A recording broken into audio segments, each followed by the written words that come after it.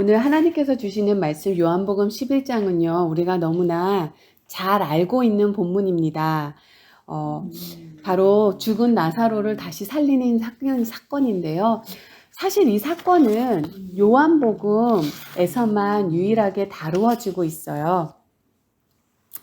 샌다싱이라는 인도의 아주 귀한 성자가 있는데요. 그는 처음에 기독교를 반대했던 힌두교인이었습니다. 그가 놀랍게도 예수를 만나서 회심하고 그리스도인이 된 후에 많은 곳을 돌아다니면서 전도자의 삶을 살았어요. 특별히 힌두교들에게 굉장히 복음을 많이 전했습니다. 이 썬다싱에게 어느 날 영국 신학 교수가 방문을 했어요. 그리고 그 신학 교수는 썬다싱에게 이런 질문을 했습니다.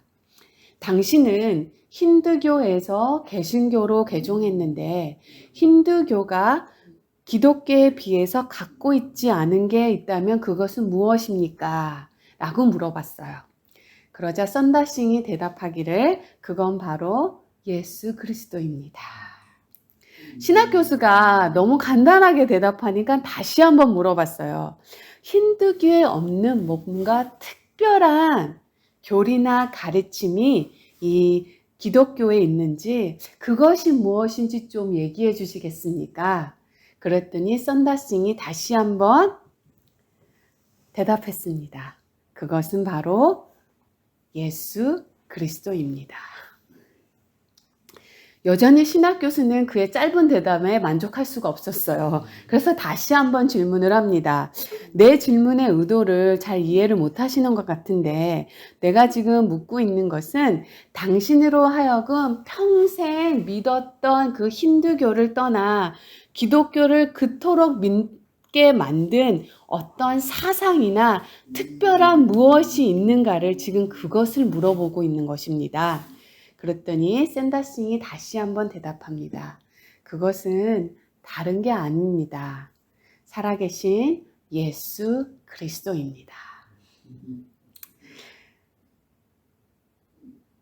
정말로 그렇습니다. 정말 예수 그리스도 한 분이에요.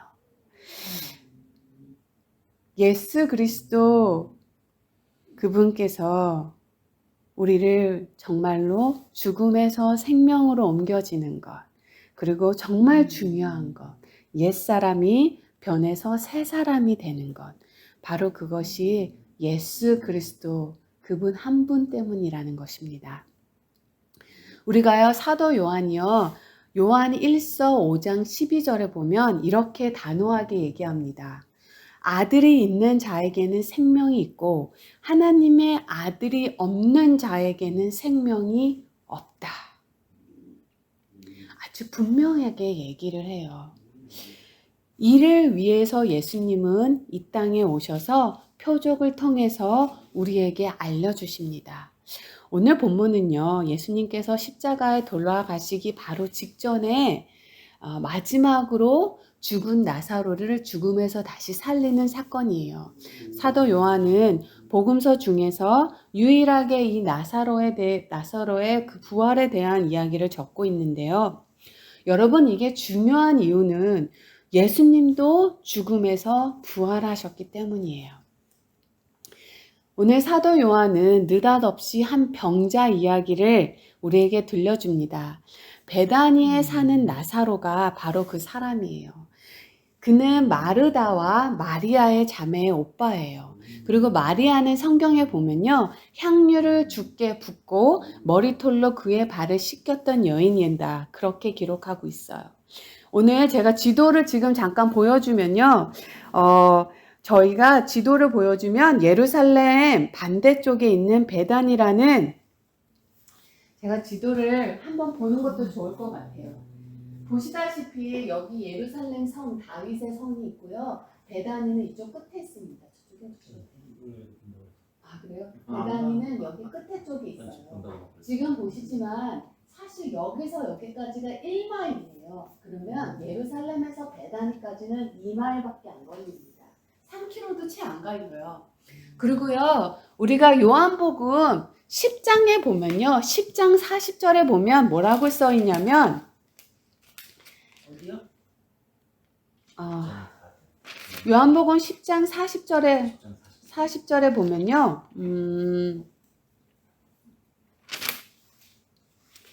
예수님은 다시 요단강 저편 요한이 처음으로 세례 베풀던 곳에 가사 거기에 거하시네 라고 말씀하시고 있어요. 제가 지금 이걸 조금 설명드릴게요. 베단이라는 말은요, 히브리 어로는 가난한 사람의 집이라는 뜻이에요. 아랍어로는 고통의 집이라는 의미를 갖고 있습니다. 되게 형편이 어려웠던 사람들이 살고 있던 곳이 바로 베단이라는 거예요. 아까 지금 지도를 보시다시피요, 예루살렘에서 성 외가 쪽 밖에 살고 있는 사람들은요, 성경에서 우리가 구약에서 보면 뭐라고 하죠? 문둥병자나 나병 환자, 피부병 걸린 환자들을 살던 곳으로 묘사됩니다. 그러니까요, 제대로 치료받지 못하고 사람들에게 외면당하며 가난한 사람들이 예루살렘 성 안에 들어가지는 못하고 바깥에 모여서 그렇게 살아가고 있는 지역이 베단이라는 곳이에요. 사실 3km 정도밖에 떨어지고 있지 않아요. 저는 이 사람들이 거기 그렇게 살면서 예루살렘 성을 바라보면서 얼마나 마음이 아팠을까 싶습니다. 그러니까요, 나사로 역시도요, 병원 직차를 제대로 못 받았던 것 같아요. 그렇게 나사로는 그렇게 시름시름 앓으면서 지금 죽어가고 있었던 거예요. 오늘 요한복음 11장 5절에 보면요, 예수님이 마르다와 그 동생 나사로를 참 사랑하셨다라는 표현을 써요. 여기서 사랑했다라고 하는 말은 아가페 사랑을 이야기합니다. 예수님께서요, 이 예루살렘 쪽에서 일하실 때는 베다니를 되게 자주 들리셨어요.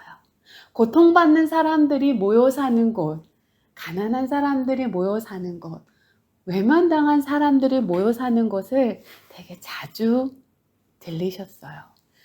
반대로 갈릴리에서는 가버나움을 되게 자주 들리셨죠.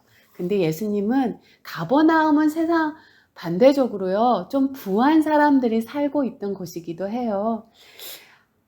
저는 이 예수님의 마음이 사실 여기서 너무나 느껴져요. 그리고요, 또 예수님께서는 나사로를 칭할 때 친구라고 합니다.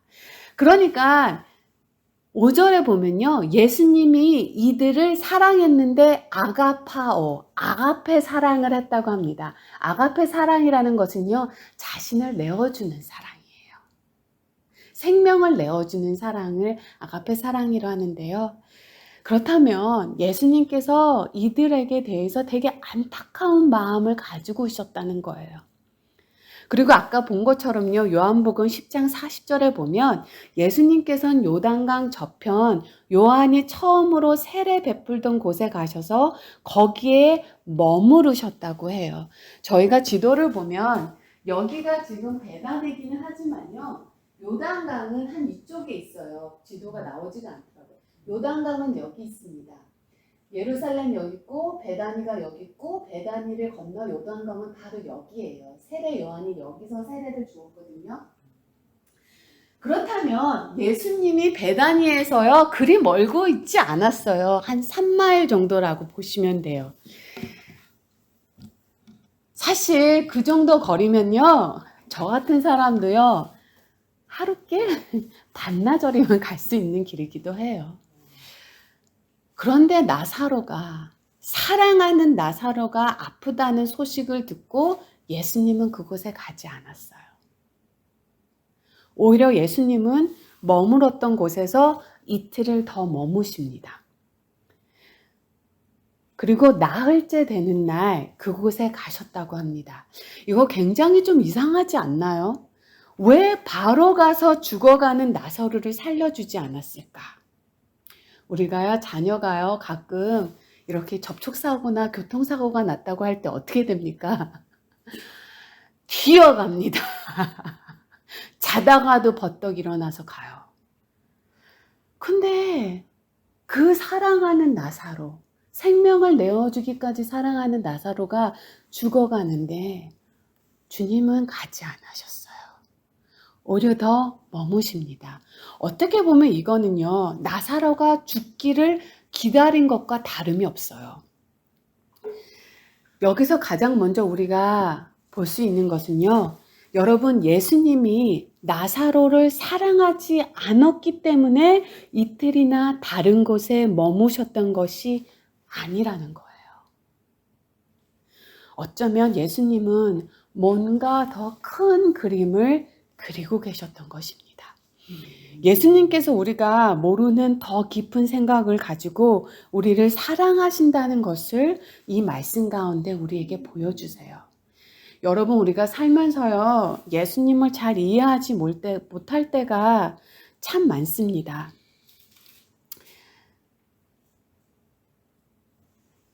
그래서 우리는요, 불신앙을 쉽게 예수님 앞에 표출하고 있는지도 모르겠어요. 이 마르다와 마리아도 마찬가지예요. 어떻게 예수님이 아끼고 사랑하는 사람이 지금 죽어가고 있다는데 한 걸음에 달려와서 그 어려움에 건져주시지 않으실까? 그래서 나중에 마르다가 원망 섞인 말로 예수님께 따집니다. 주께서 여기 계셨더라면 내 오빠가 죽지 않았을 것입니다. 너무 늦게 왔다는 거예요. 왜 더 빨리 오시지 않으셨습니까? 마르다하고 마리아는요, 지금 예수님이 어디 계신 줄 알았어요. 그러니까 사람을 보내서 예수님을 데리고 오게 하신 거죠. 그러면 베다니에서 지금 예수님께서 계시는 곳 3마일 정도 되는 그 거리, 반나절이면 올 수 있는 거리를 예수님 왜 오지 않았을까? 원망하는 마음이 들 수도 있었을 것 같아요. 그런데 제가요, 잘 우리가 한번 생각을 해보세요. 여러분, 예수님이 나사로를 찾아왔을 때 이미 무덤에 있은 지 사흘이나 되었다고 해요. 사흘, 4 days. 그런데 나사로가 아프다는 소식을 전하는 사람이 그 당시에는 뭐 다 도보밖에 없었으니까 하루길을 걸려서 왔다고 해도 하루길을 걸려서 지금 예수님한테 왔다고 해요. 그리고 예수님께서 거기서 이틀을 더 머무셨다고 합니다.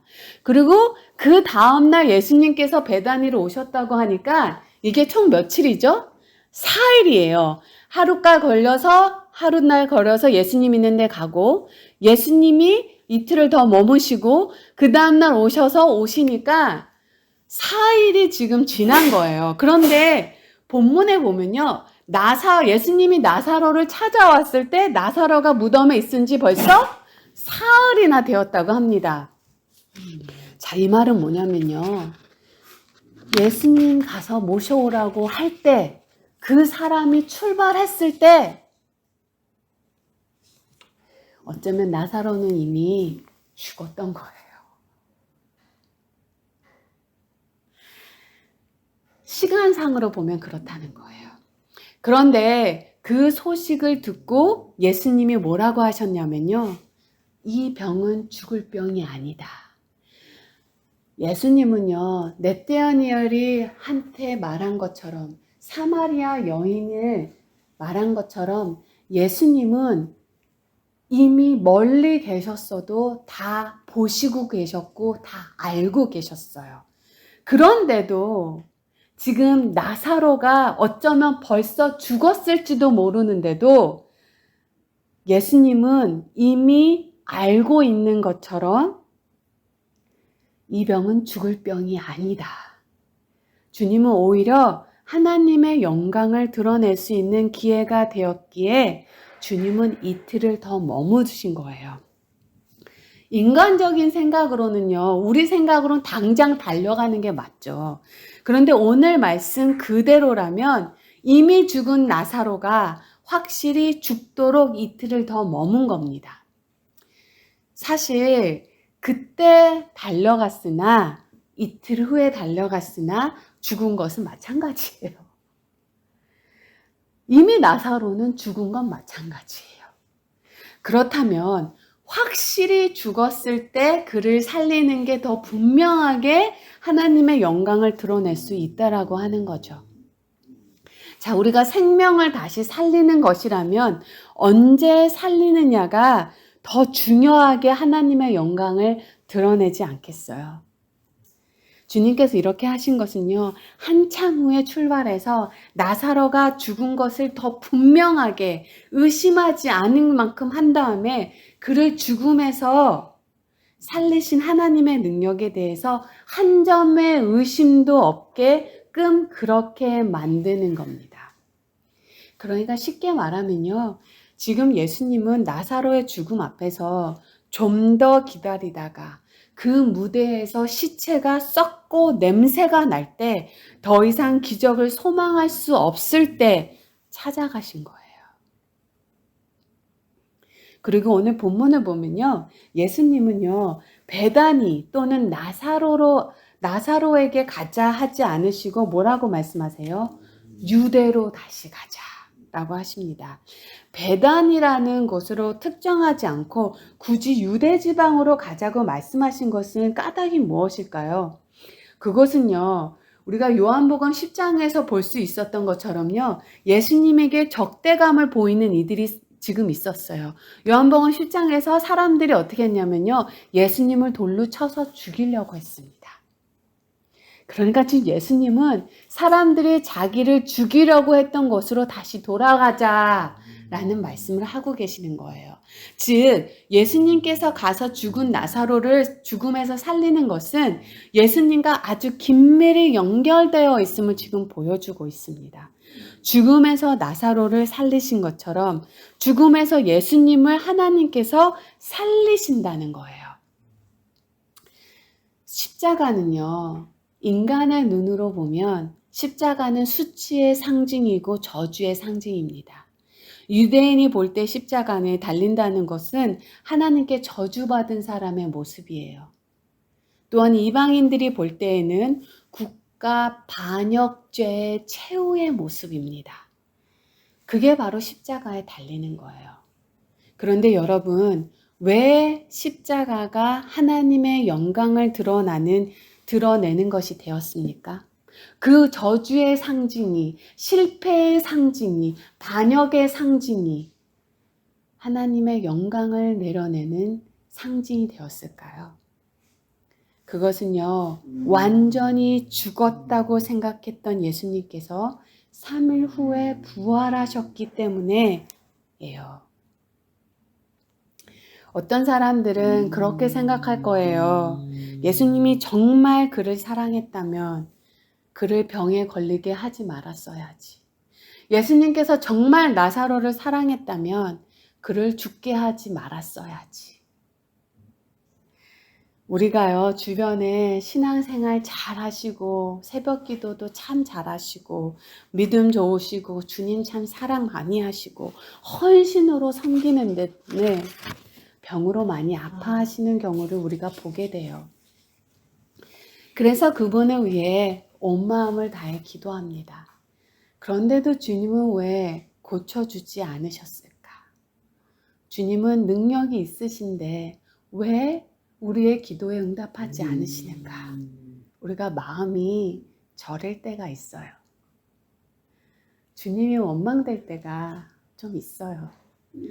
그런데요, 사실 우리의 모습이 어떤지 아십니까? 에베소서 2장에 보면요, 우리는 이미 허물과 죄로 죽었던 자라고 말하고 있습니다. 그리고 허물과 죄로 죽었던 너희를 그가 살리셨도다.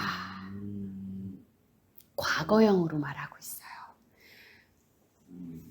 어쩌면 우리는요, 허물과 죄로 죽은 자임에도 불구하고 스스로 살아있다고, 내가 내 마음대로 살 수 있다고 착각하고 있는지도 모르겠어요.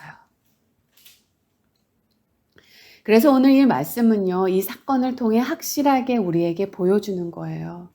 죽은 사람은 자기 힘으로 스스로 살아갈 수 없는구나. 사람은요, 자신에게 조금이라도 힘이 남아있거나 살아날 수 있는 가능성이 사람에 있다고 생각을 해요. 그러니까요, 숨이 조금이라도 붙어 있으면, 조금이라도 그 안에 생명의 희망이 있으면요, 살아날 수 있는구나 라는 소망을 가져요. 그런데요, 완전히 죽어서 시체가 썩고 냄새가 나면요, 살아날 가능성은 그 누구에게도 없어요. 오직 살아계신 하나님에게만 있습니다. 그래서 예수님은요, 사람이 더 이상 소망도 희망도 없고 손 쓸 수 있는 모든 가능성을 완전히 봉쇄해 버리신 거예요. 숨이라도 붙어 있으면 살아날 가능성이 있기에 어떻게라도 소망이라도 있을 텐데 지금 나사로는 이미 죽었어요. 죽은 지 사흘이 지났습니다. 이제는 시체가 썩고 악취가 나요. 그런 그를 예수님이 찾아가신 거예요. 그리고 그를 살리셨어요. 여러분, 저와 여러분 역시요, 그대로 내버려 뒀다면 썩어서 악취만 나는 존재입니다. 우리의 인생은요, 스스로 살아날 가능성이 없어요. 영적인 것에 반응할 수 없습니다. 주님께서 살려주셔야만 했어요. 주님께서 살려주셔야 됐어요. 자, 우리가요, 시체를 향해서 예수님께서 나사로야 나오너라 그렇게 부르셨을 때 여러분 시체가 그 목소리를 반응했을까요? 나사로가요, 죽은 나사로가 예수님께서 나사로야 나오너라 할 때 그 소리를 듣고 나왔을까요? 제가 질문을 바꿔볼게요. 죽은 사람이 완전히 죽어서 시체가 썩고 있는 사람이 소리를 들을 수 있습니까? 반응할 수 없어요. 시체는요, 아무것도 들을 수가 없습니다. 주님의 능력의 말씀이 그 죽은 자 가운데서 나사로를 살리신 거예요.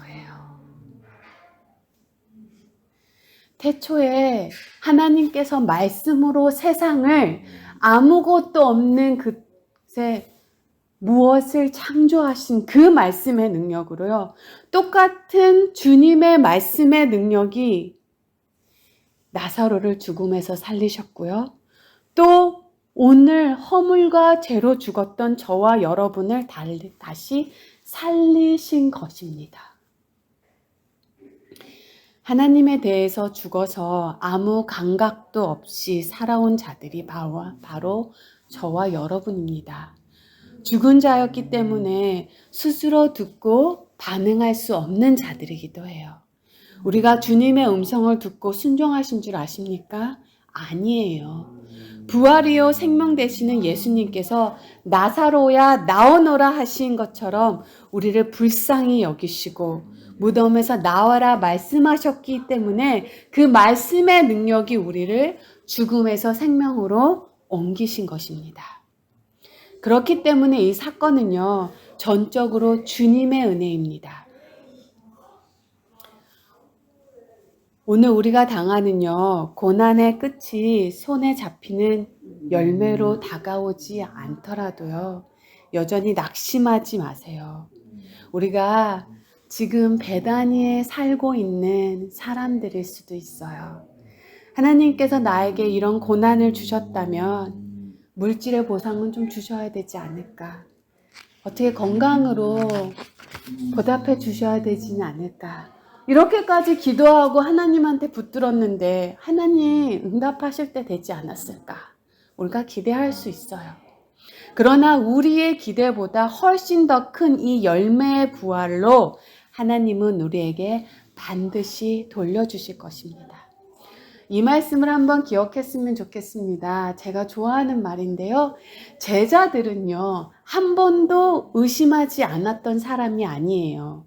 그들은 의심하면서 경배하고 의심하면서 섬겼고요. 의심하면서 서로를 도우며 의심하면서 충성했어요. 그렇게 의심하면서 자신들이 의심이 언젠가는 확신으로 바뀌기를 기다렸습니다. 눈에 보이지 않는 부활이 눈에 보이는 보답보다 비교할 수 없이 귀하다는 것을 깨닫고, 그리고 하나님의 말씀이 주 안에 있는 자, 우리에게 어떤 은혜를 부어주시고 어떤 것이 우리를 기다리고 있는지, 정말로 눈에 보이지 않는 그 부활이요, 눈에 보이는 보답보다 비교할 수 없이 귀하다는 것을 우리가 깨닫는 저와 여러분 되기를 예수님의 이름으로 기도합니다. 여러분, 우리는요, 죽음에서 살아난 사람들이에요. 우리 신앙은요, 허물과 죄에 죽었던 내가 부활의 주님을 다시 만나서 내가 다시 사는 것입니다. 기독교는요, 절망으로 끝나는 종교가 아닙니다. 기독교는요, 죽음으로 끝나지 않아요. 죽음으로 끝나지 않고 부활까지 갑니다. 또한 부활하신 예수님은요, 그분은 인간적인 그 끝자리, 죽음까지도 동행하시고요, 그 뒤 너머까지도 함께 하시는 분이세요. 여러분, 오늘 여러분들이 있는 베다니 자리를 박차고 다시 생명의 자리, 그리고 사명의 자리로 뜨거운 마음으로 설 수 있게 되는 복된 삶 되기를 주의 이름으로 간절히 기도합니다. 아멘. 우리 이 시간 함께 찬양하겠습니다.